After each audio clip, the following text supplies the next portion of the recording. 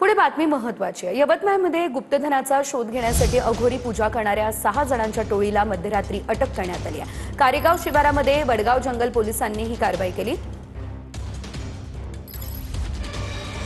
यवतमाळमध्ये गुप्तधनाचा शोध घेण्यासाठी अघोरी पूजा करणाऱ्या 6 जणांच्या टोळीला मध्यरात्री अटक करण्यात आली आहे। कारेगाव शिवारात वडगाव जंगल पोलिसांनी ही कारवाई केली।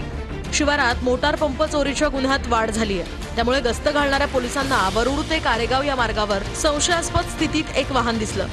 पोलिसांनी 6 जणांची चौकशी केली असता त्या वाहनात अघोरी पूजेसंबंधित विविध साहित्य आढळून आलं। दरम्यान त्या वाहनात पोलिसांना काय सापडलं तेही बघूया।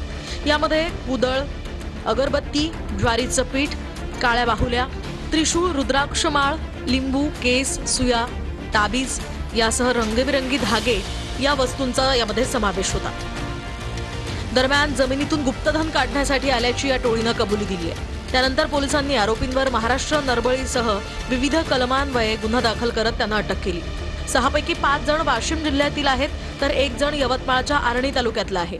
संशय वाढल्यामुळे आम्ही गाडीची झडती घेतली असता त्यांच्यामध्ये कुदळ दिसलं आणि कुदळ दिसल्यानंतर आम्ही थोडीशी सखोल चौकशी केली तर जादूचं जे जादू टोना वगैरे आहे हे सामान आम्हाला मोठ्या प्रमाणात मिळून आलं आणि त्याच्यामुळे आम्ही त्यांच्याकडे थोडीशी विस्तृतपणे चौकशी केली असता हे निष्पन्न झालं की ते सगळे गुप्तधन काढण्यासाठी फिरत होते आणि त्या दरम्यान ते आम्हाला त्या जादूटोण्याच्या साहित्यासह मिळून आल्याने आम्ही त्यांना ताब्यात घेतलं।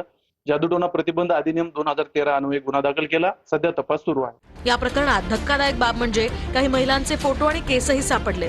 पंचधातूचे बीर कंगण ज्याचा उपयोग अघोरी पूजेसाठी केला जातो तेही सापडले। आरोपींपैकी एक असलेला वीरेंद्र गायकवाड हा अघोरी पूजा करणारा पुजारी असल्याचं समोर आलंय।